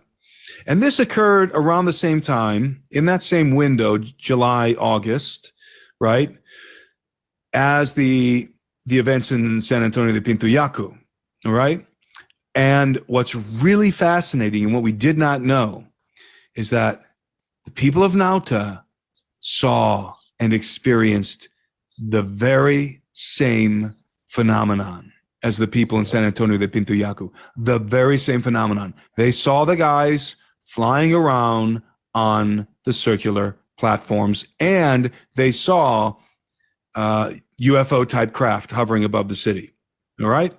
And we think, you and I think, because of one of the depictions that were drawn in the dirt for us of what they saw, we think they were looking up at a disc in this particular case. They were looking up at a typical saucer. Yep. We don't know that for sure, but it looks to both of us that that's what they're looking at from the bottom up, from that vantage, right? And so we were there. We took video of my interview with these individuals. We filmed the location in daylight, tried to get the exact same angle, and we were surprised to discover that the trees that you can see in the video, they look like they're close to the roof of that house, when in fact they're not. They're actually quite in the background. There's a very large aguaje tree, and then there's some smaller trees next to it, and that's where they were looking and flashing the flashlight. So that was a surprise to me, how it's not in close proximity to the house. It's behind the house, not super far behind the house, but it's back there in the background. And they were not flashing a flashlight over there because they saw a being. Rather, they saw a craft. Yep. They saw this craft hover above the tree, this large aguaje tree, and it was projecting a light down. And during this very night, the villagers were on edge. Why? The citizens of Nauta were on edge. Why? Because they were hearing gunshots go off. And we found out that these gunshots, and the woman who we were talking to found out that the gunshots were the very same thing that was happening in San Antonio de Pintuyacu. There's a patrol going around Nauta, right? And they were encountering these guys on discs and firing at them, just like in San Antonio. That's going on in the background. So that's the context of this video. So then they see this craft hovering, and what are they thinking? Pela cara, right? And I showed them the video, and you slowed the video down, where we think, and not just us, but others as well, that what we're looking. So again, so to give context here, remember how whenever you film anything in the dark, the cameras can't pick things up very well at all. So they were likely able to see. First off, remember, like you just said in full context, there was a craft behind this building. Now here, you can't even see the trees, but somewhere between the building and the trees, there's a craft there shining a light down that people are shooting guns at. And that's what draws people attention in to film now and shine a light up there, shine a light at the craft, when suddenly they saw this instead, which at first, like I said, they describe as being like a gray beam. It actually looks more green. That could be something Could be, you know, lighting in the camera or something like that. But here's a head, and they even see at some point, you see the head turn. I want to get the raw footage of this. I apologize to you guys that I didn't. I was doing the time coding and this all the way up until I started streaming, so I didn't have time to do any more looking into it. But again, this is gonna be really damn weird here in a minute. Looking at is some sort of a gray alien type creature that you can see it moving its head from side to side. They did not see that. They were interested in the craft. Okay, so that is the origin of that video. That's the context. They saw a craft, probably a saucer. They're putting their flashlight over there and they're capturing potentially something else. Now, what's interesting about this is that if indeed, and we don't know, but if indeed what we are looking at in that video is some sort of a large gray alien or insectoid type being, we now know, you and I now know because of the distance, that creature, that being would have to be, what do we calculate, 7 to 9 feet tall? At least. Yeah, here's that roof that we were just looking at, and here's that pole. Here's the side of that other building. This thing is up on that roof. This is just the upper torso we're looking at. Remember, this roof doesn't have a slant to it. You couldn't see the roof. The roof bottom is down here.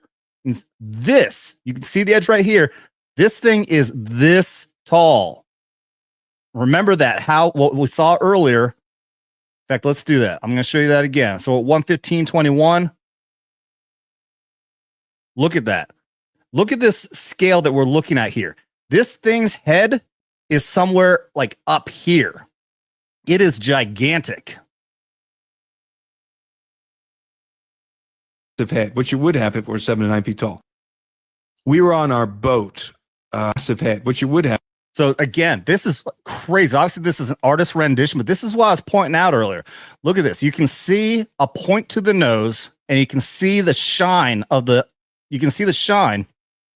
what looks like this black mass over here. Looks like an eye, and you see another one over here, and then you can see this body, and what you can now see looks like arms, just like this. And this is just the upper torso, man. Again, we'll have to look at the video. I think they're going to show more of it here in a minute, but this is uncanny. Now, why could this be all of a sudden now it's an insect? Well, what if this is possibly what they were seeing, but they have suits? They have some kind of armor, and this is just them, for some reason, not wearing the armor. That could be what we're seeing now. It could be some sort of insect freaking species, which when you look at there, like that's why I kept saying there are multiple different species. I've done a lot of looking into this kind of stuff. You can call it pseudoscience. It's all speculation. People are lying. I don't care. There's a lot of impelling information out there that says that we've got all these different kinds of species coming here to this planet. That you've got grays, you've got insect type species, reptilians. So if you open up that mind to that possibility, which I think anybody who's over here on the paranormal channel, we could be looking at an insect species is invading or at least harassing these people of Peru, and they have suits that for some reason is just not that high technology. It's a possibility. If it were 7 to 9 feet tall. We were on our boat, harbored there at San Antonio de Pintuyacu one night. You pulled up the video on your laptop and you slowed it down. And we had our Navy guys, Henry and Perez, we had them look at the video along with a couple of guys from the village.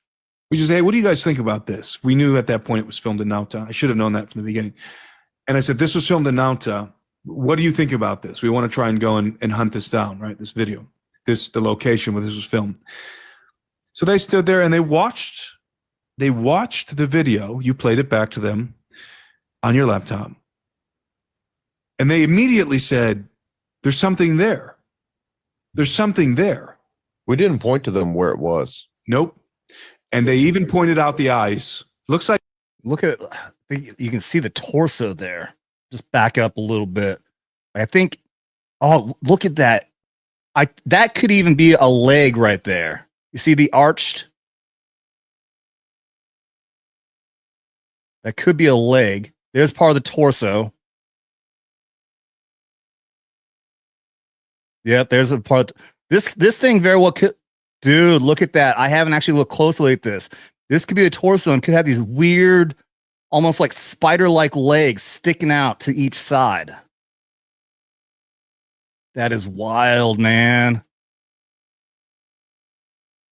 We're just looking at the torso, the body, the legs right now. I think right there you can see the head.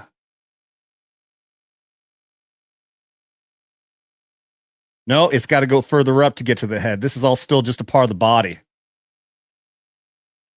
Damn, that's fucking weird, man. That thing is huge, whatever it is. All right, keep going. Back to them on your laptop. And they immediately said, there's something there. There's something there. We didn't point to them where it was. Nope. And they even pointed out the eyes. Looks like there's two black eyes with the flashlight shining off of them. And then I said, what do you think about this picture? And we flipped on your laptop to a picture that I had brought with me of a insectolin, you know, the typical rendition of an insectolin according to the abduction accounts, right? And they were shocked. They said immediately, all of them, everyone standing around said, that's it. That's what we're seeing. And then they said, bring the video back up. And then we put them side by side, the insectolin and whatever it is in the video, and we played it back. And there's just all of them. There's probably 5 guys standing behind us, our Navy guys and the villagers, and they're going, that's it. That's the same thing. That's what's there. This insectolin picture. That's it. And it gave me chills because we saw this earlier in the video. What's up, Vors over here on the VIP side? And yeah, we got Roman over here on the Vets Talkin side. What's up, everybody? Yeah, when I first saw it, and they said like it may be something of a gray alien. And then when we put this picture side by side, I got chills, man, because it really does look like you can see the bulbous eyes, you can see the arms. If you guys just popping in, the flashlight went around, and this thing is gigantic, somewhere around 9 feet, where they're able to show a daylight image of the scale of the top of this building. You can see like these crazy legs and everything. This is chilling what they got on camera here. That's what we're looking at. Look at it. It's moving its head. You can see the light on its eyes. And we told them, we don't know what this is, but maybe it's this. There's a possibility. We don't know. And up until this point, our security detail, these Navy commandos, were cool as a cucumber, right? They were hearing all of the accounts, all of the testimony. They were with us the whole time. We would discuss it with them later on. They heard everything that was said in the village, the pelacadas. They were there when we interviewed Talia.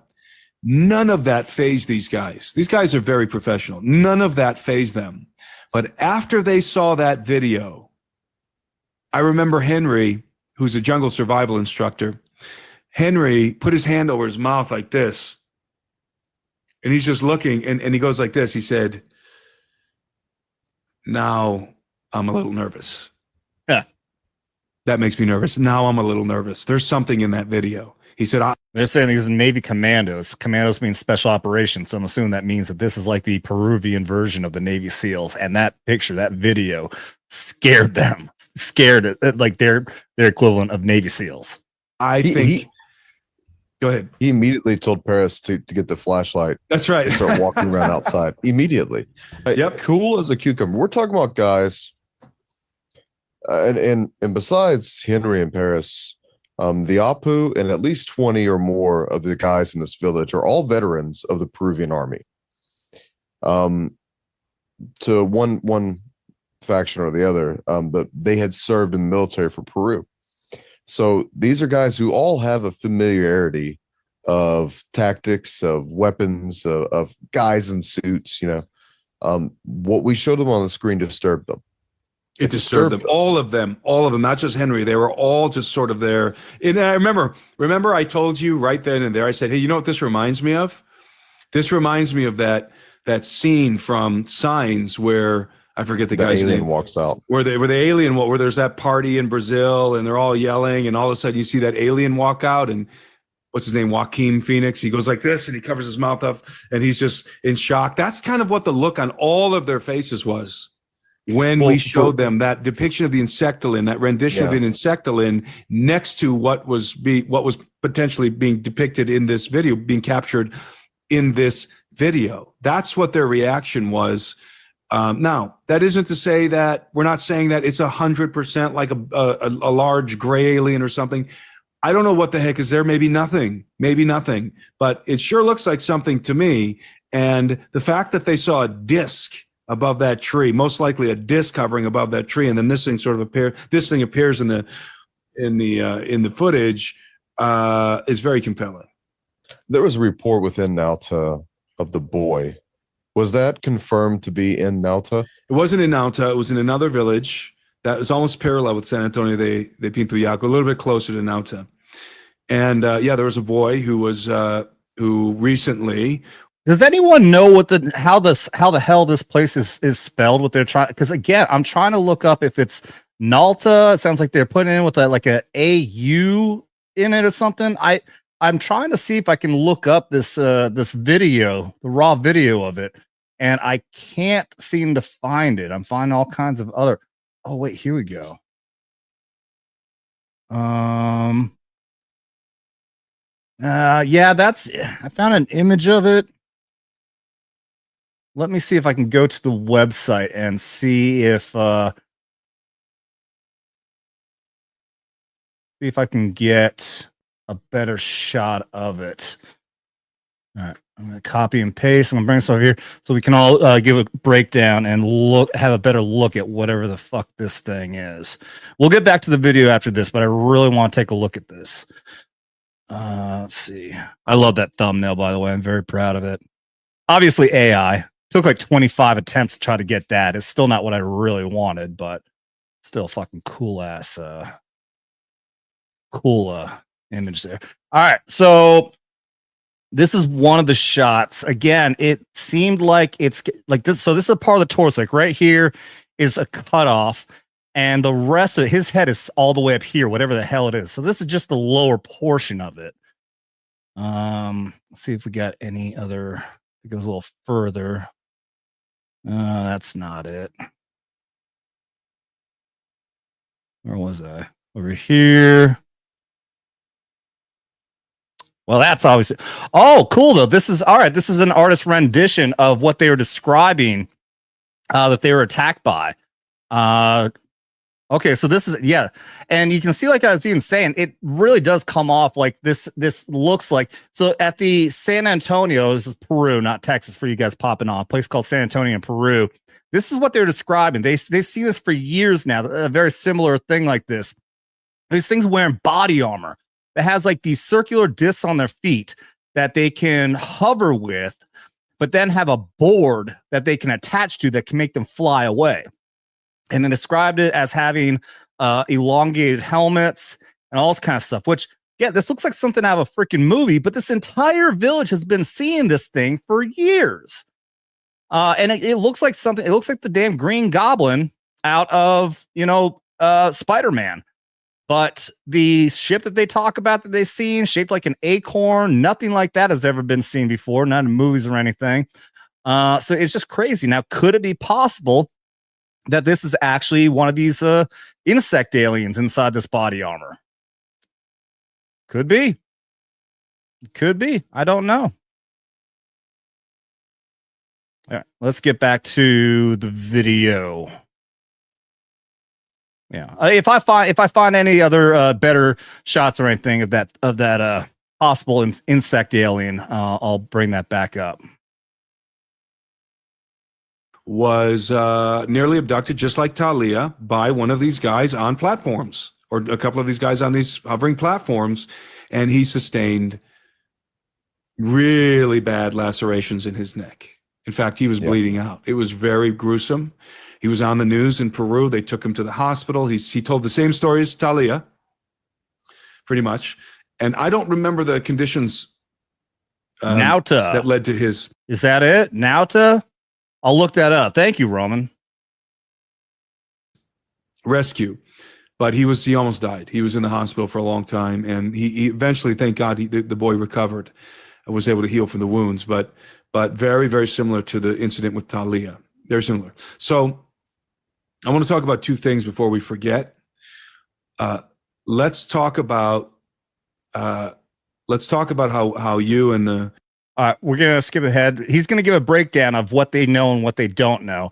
And then we've got a little bit more to go into, and I will go and I'll bring up the other video, and we're going to go into the possible military side of things because he doesn't bring that up in here. But there was U.S. military activity happening in the area after these incidents were happening. So we're going to go into, is it possibly connected? Maybe. Let's see, 125. All right, so let's get a breakdown summary of what they know and don't know.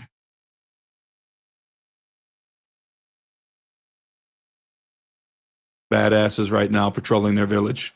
Let's summarize, if we can, what we think we know and what we think we don't know. Let's delineate these two categories. Let's start with what we know. I've made some bullet points here. I'm going to go through them, and then you add anything else you want to add to it. So here's what I think you and I can say collectively that we now know to be fact. Number one, no jetpacks. Nope. We're not talking about jetpack technology here. They do have maybe battery packs on their back. Maybe they're small reactors. I don't know, but they're not jetpacks. We are not dealing with jetpack technology of any kind. They're using the discs on their boots to accelerate, to hover, and also these platforms. No jetpacks.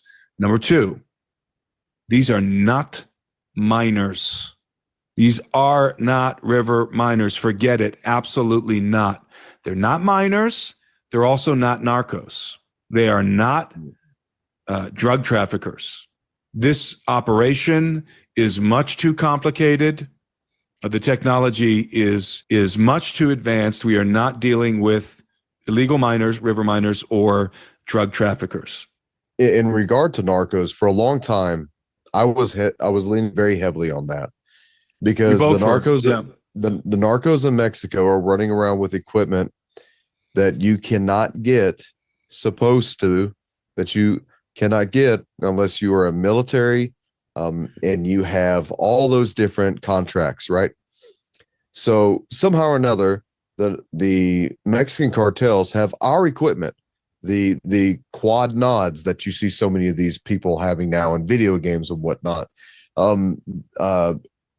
drone jamming capabilities, radio jamming capabilities. They have what our military has. We saw it when we were working on the border. They would step on our frequency, which is supposed to not be able to happen. But that's not what we experienced. That is what I thought we would see. Let's also remember, because you and I thought we were in trouble. We might be in danger because we might be dealing with drug traffickers here, with narcos, and they might be watching us right now, and they might not be taking too kindly to the fact that we're equipping these villagers with night vision goggles and high power flashlights and radios and so forth. So we actually had a moment, I would say probably just for a couple hours, where we were taking some interviews. We went back to the boat. We met with our security guys, and we said, "Hey, what if we're dealing with narcos here? And what does that mean in terms of security? How should we approach this situation?" But when we went back in the village and began to hear more testimonies, it became abundantly evident that no, we're not dealing with narcos. And what really crossed out the narco possibility for me was these advanced aerospace vehicles. The narcos don't have those. We're talking about probably alien tech, at least alien reverse engineered technology here. The narcos don't have these things. They have the best of maybe what our military has and has deployed to some extent, in Afghanistan and Iraq, but they don't have silent hovering craft they don't have that. So narcos, no. Okay, so we also know whoever these people are, they are definitely not trying to drive the villagers off their land. That is not the objective. How do we know that? Because Nauta has a population of 35,000, okay? There is no way that anybody, not even narcos, are going to drive away the population of Nauta, an old established jungle city. No way, not happening. That is clear. And why he's saying that, for those of you who are popping in late, The story is, after this small village of a couple hundred people in San Antonio, Peru, after they had police show up, even though they were requesting the Navy because people were being attacked and killed, police showed up, and the official story became of the government of Peru that these are gold miners with jetpacks trying to scare them off the land to take the gold. That's how fucking ridiculous that claim is.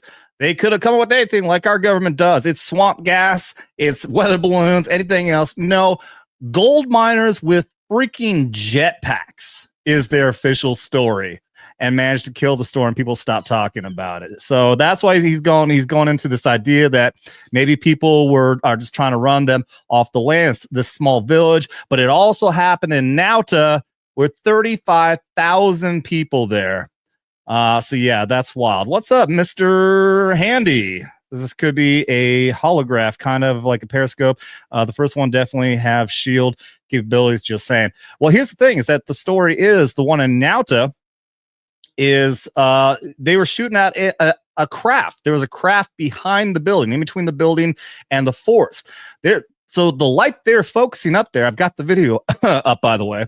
Here, I'll go ahead and let me copy and paste this video, and then we'll be able to get a better look at it of what exactly we're talking about as possible, like insect-looking type alien in Nauta.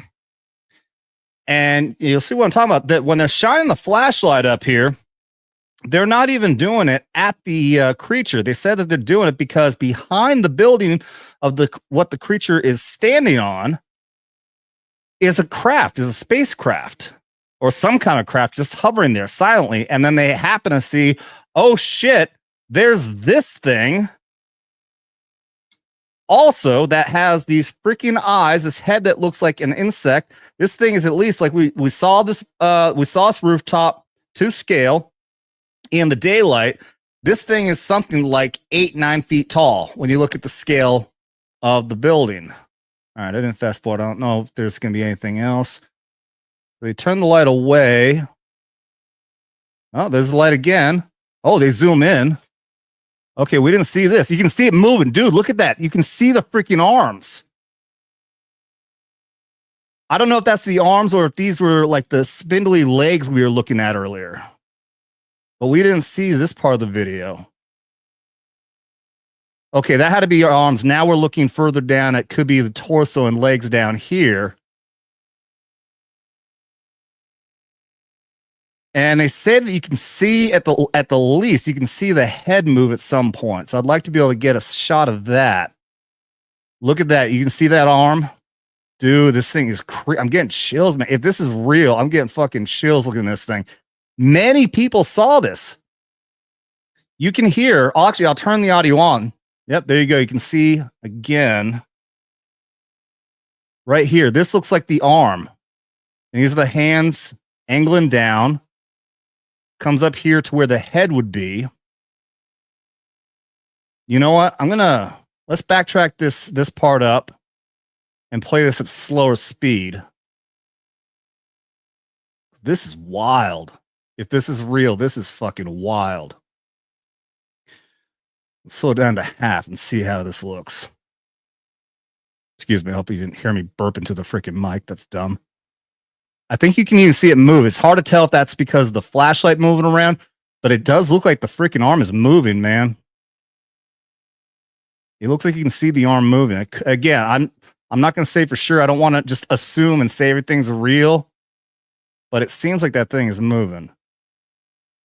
And I see what you say also, like it could even be some sort of a holograph. It's weird when it comes down to where the leg area is. It has a weird look to it. That looks like it just moved. It does look odd.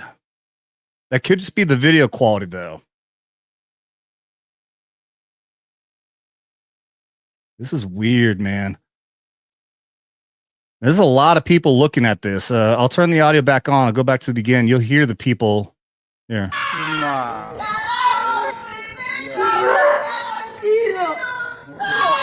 There's a lot of people looking at this thing, whatever it is.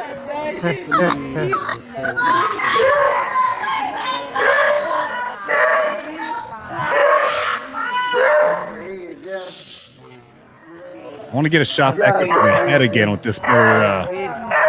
This looks like it's zoomed in compared to the other shot earlier. This looks like it's zoomed in more than it was at the beginning.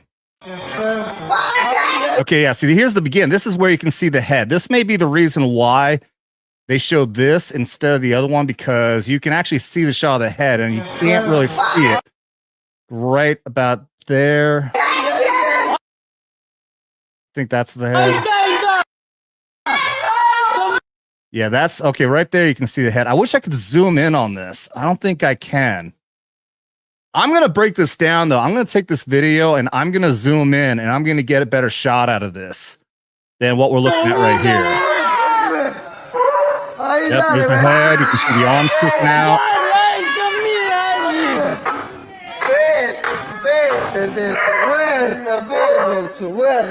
So right there, yeah, so we're seeing the head, and then we go back down here, and this is when they zoom in. Okay, here we go. Now we're zoomed in.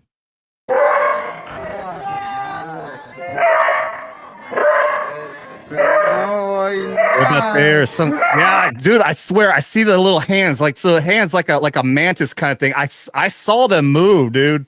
You can kind of see them flip around a little bit.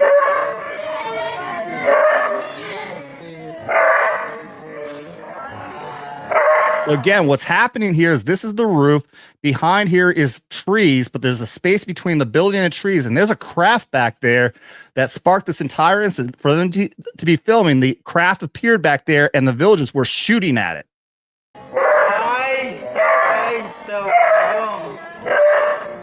Down there, you can see whatever that is down there. Legs, torso.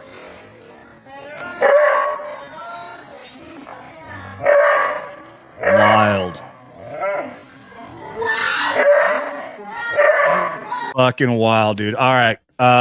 Let's get back to the other video. Like I said, I'll get back there. Yeah, guys, that's got me, man. That's got me. Yeah, they say it's about 8-9 feet tall, something like that. They're roaming. Fucking crazy, man. All right. Let's get back to the other video. We're getting closer to wrapping this up, and like I said, I've got another video. We'll start talking about the speculation of military possible involvement by our government. Clearly not the objective, and keep in mind that the very same phenomenon occurred in Nauta, so that is clearly not the objective here. I want to add another thing that you actually made very clear to me. Okay, and so I'm going to skip ahead to. All right, 2 more points. Here we're going to get to where they talk about the village. The San Antonio village is populated by this tribe, which has the story of the face peelers. And so they get to where, could this mean that the face peeler is nothing more than a story that's continued by that village and that tribe? Well, the fact that it happened in Nauta as well is incredibly unlikely, because there may be some people from that tribe, but it's mostly not. Let's get over here for the suspicion that maybe this is just a bunch of stories passed down.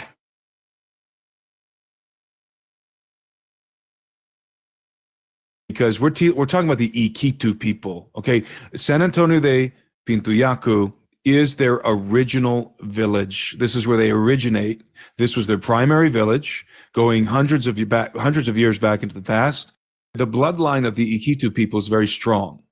And in fact, I was told that they don't let their blood be drawn. They don't do anything like that. They're very, it's almost like a sacred thing to them.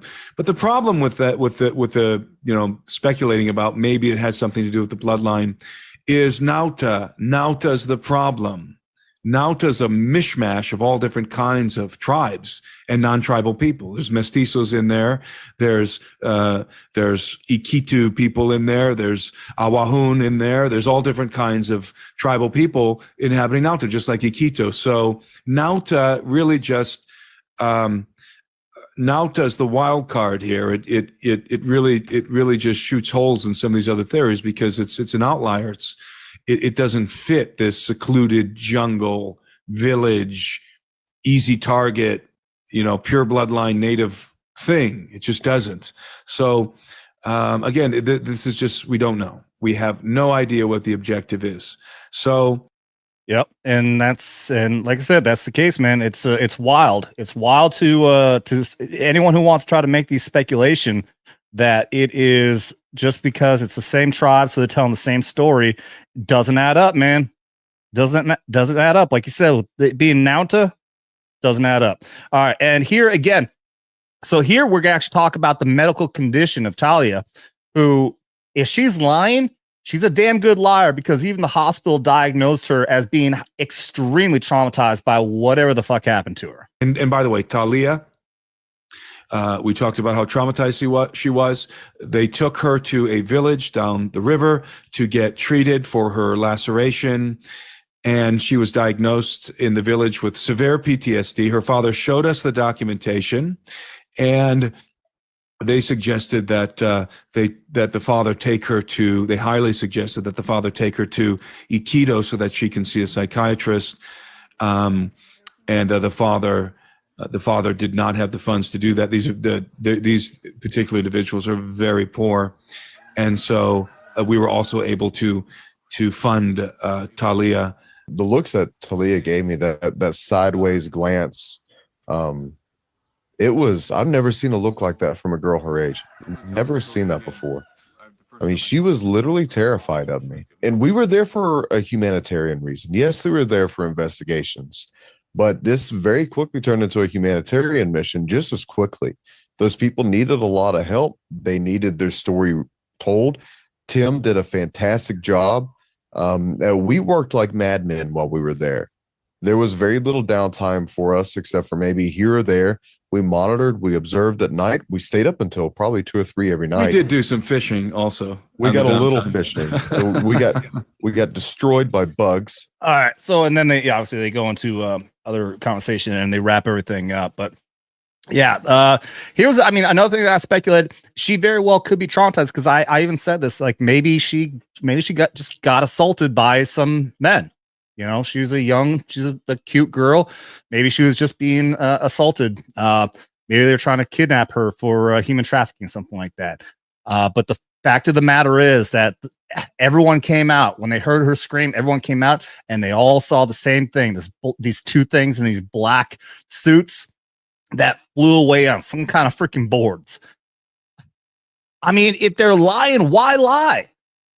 Why lie about it at all?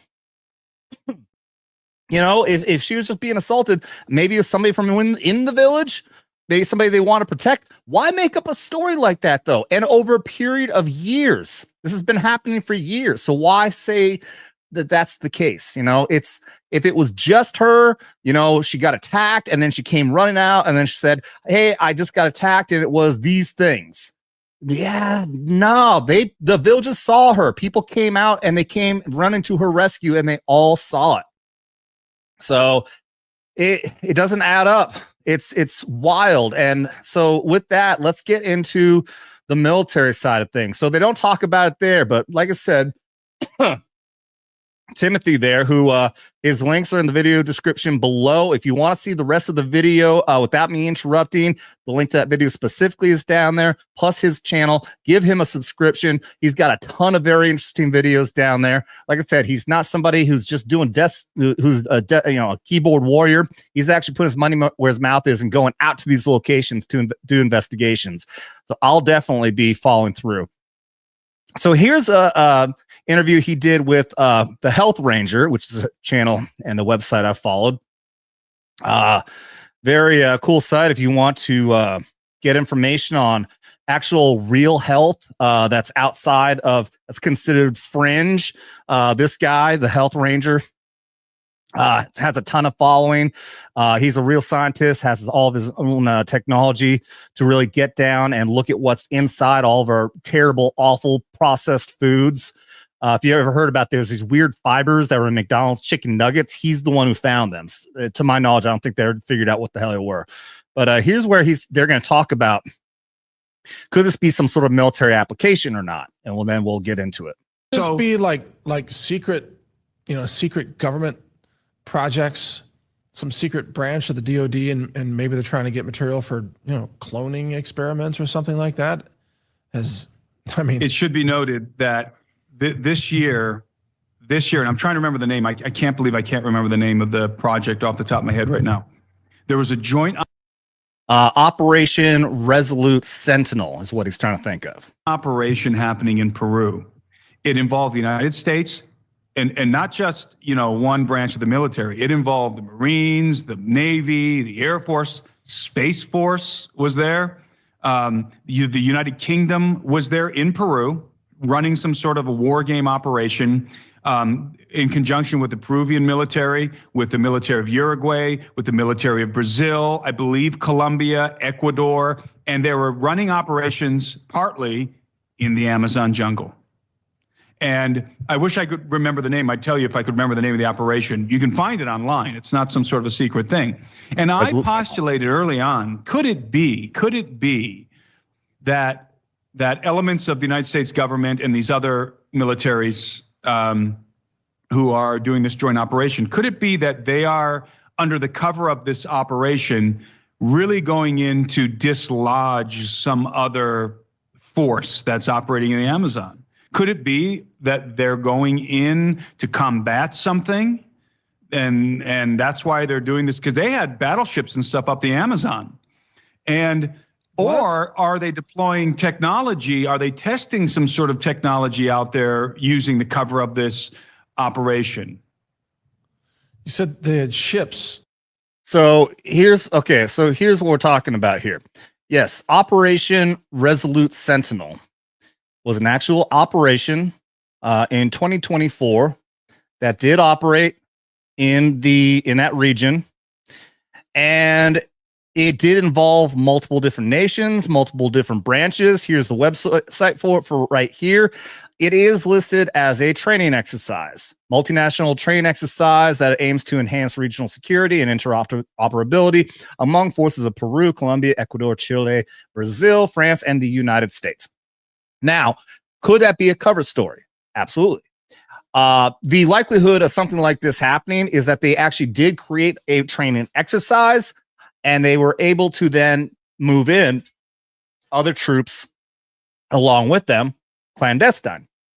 If you're going to move anybody in, and this is something I talked about yesterday. In fact, this is what sparked me to talk about the show that we did yesterday when I was doing a little bit more research into the Intelligence Support Activities Unit, which is the intel division of Joint Special Operations Command, the Tier 1 command element of our United States military that has Delta, SEAL Team 6, and the ISA, which is the most secretive and high-level intelligence unit in our military. That's why nobody hardly even knows about. We know about Delta and SEAL Team 6 because of all the movies, but the ISA is something that we don't know about. They don't want you to know about. They don't want us to talk about. If there really is a Jason Bourne out there, he would be in the ISA. This is the military version of the CIA. The CIA doesn't actually do Jason Bourne shit or James Bond shit. The ISA does that shit. They will go in clandestine. They will go in undercover, and they will assassinate motherfuckers if need be. Obviously, their main purpose is to gather intelligence. The ISA could very well go in. They'll go in beards. They could go in and acting as advisors for this operation. And then secretly, while everything is happening in places like Nauta or whatever, wherever the operations are happening, the training is happening, they can just disappear off to San Antonio, Peru. And they can either go in and secretly go talk to the villagers, go talk to the chief, put up technology in the woods.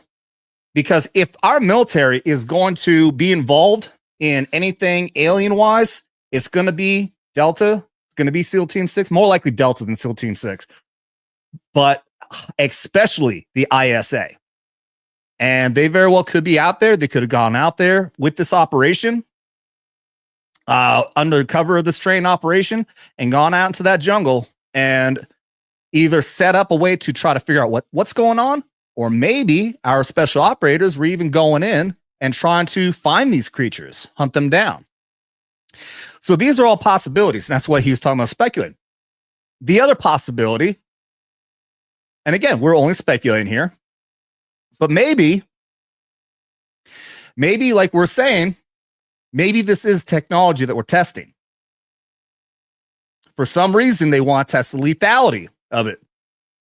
And what better way to test the lethality than on simple villagers, a tiny little village in the middle of fucking nowhere, who people really aren't going to care that much about, who the government of Peru can be so ignorant to just say, oh, that's not aliens or high technology. It's just gold miners with jetpacks working with that, knowing that it's actually our operators who are doing it and they're covering for it.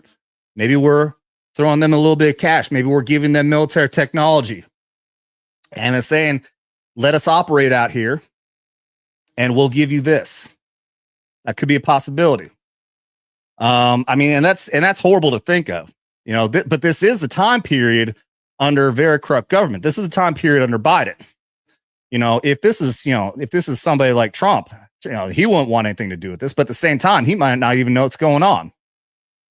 You know, this is the kind of stuff we're talking about, that the kind of technology that could be created that's being bought with $5,000 hammers, $10,000 toilet seats, you know? So there's all these possibilities, but here's something I want to point out. Now, could that operation have been involved with that? Possibly. However, I did some digging and there's a little bit of a snag in this theory, because Operation Resolute Sentinel has not only been done in 2024. This is a website to when they did it in 2023. And the statement here says, Resolute Sentinel is a 12th Air Force U.S. Southern Command exercise that was first held in 2021. They've been doing it annually, and it is out of the long-standing New Horizon and Beyond New Horizons annual joint humanitarian assistance exercises. So the point is, they've been doing this every year. So if the theory that he's trying to put out there is that they put together this operation specifically as a cover story so they can go out into Peru, well, that's not accurate, because they do this operation every single year. Now, is it still possible that under a rare circumstance that they also use this annual event as an excuse? Remember, the face peeler story has actually been going back a long time. It's been going back generations. So this isn't a new thing. The story is that it comes in ebbs and flows, though. So it's not like they've been having regular attacks for 10, 20 years. This has been a thing that's been going on for a couple of years. Again, though, Operation Resolute Sentinel is something that's been happening as an annual exercise, and before that, it was under a different name. So can't really say that that's actually really the case with that one. But in summary, guys, the entire incident that's happening down Peru with the face peelers is extremely strange. One thing that we know for sure, something is happening there. Something is definitely fucking happening there. And we've got incredible, weird video of what looks like freaking insect aliens, like this one right here. In this town of Mauta, you got the weird arms there. It is extremely strange. If anyone's just popping on, you'll have to go back and rewatch, and I'm going to do a deeper analysis of this video right here. There's a part of the arm of this, what looks like an insect. All the stories from everyone corroborating in this tiny little village that they're being attacked, and they're all telling the exact same story. They're all describing the same thing. You cannot just dismiss it. This is not, like I said, there's been so many other ghost stories that people have done deep investigations into, and then you find all kinds of evidence of people lying, fabricating, trying to make things up, people going down there just to make money. That is not the case with this. These people completely clear-cut 5 acres of forest around their village so they can clear-cut to see these things coming, to stop picking them off, because people are being killed, this girl's being attacked, they got the evidence, they have the medical records. No matter what, something is happening there. But whether it's actually aliens, which is really weird because the technology just doesn't seem, the technology seems somewhere in between what we have now, which we don't have this kind of technology, and what we typically expect aliens to have, which is much more advanced than what we're hearing of the technology that's happening in Peru. So it's somewhere in between. Is it aliens? Maybe. Is it humans? Maybe. Unlikely. Is it somewhere in between? Are these human beings using alien technology? Could be. One thing or another, I'm going to look more into it. I think it's amazing. I hope Y-Files does a video of this. Obviously, I'm a big Y-Files fan. Got the Go Hecklefish card deck here and a lot more. And we're going to have more conversations like this. I've got a lot of ideas going forward, guys. If anybody's watching over on the Vets Investigating Paranormal side, please expect we're going to be doing Danger Close Encounters, hopefully on a weekly basis, talking about things paranormal, more often than not, somehow military related. And keep tuned, stay tuned with that bell icon, ring that bell, because we're going to have our ghost hunts coming up. I have at least 3 ghost hunts that still need to be compiled, edited, and put up on the channel. If you guys are watching over on Vets Talkin side, do subscribe to VIP Vets Investigating Paranormal, because you will not be getting this content on Vets Talkin anymore. This is our last paranormal video that we're going to be doing over here. All of it is going over to VIP. And guys, with that, thank you very much for watching. I appreciate the hell out of all of you. If you haven't already, double tap that like and subscribe over on the VIP side. I'm even going to unlist this video here shortly after because of the algorithm deal with YouTube. I unlisted the video from last night as well. Everything is over on VIP now, guys. Thank you very much. If you haven't already, share this. Double tap that like, subscribe, and you can share this video out there with everybody, because you don't got to be a veteran to be here on Vets Talkin or on VIP. Just don't get butt hurt. You've been warned. Open the door. Oh, God! Ah!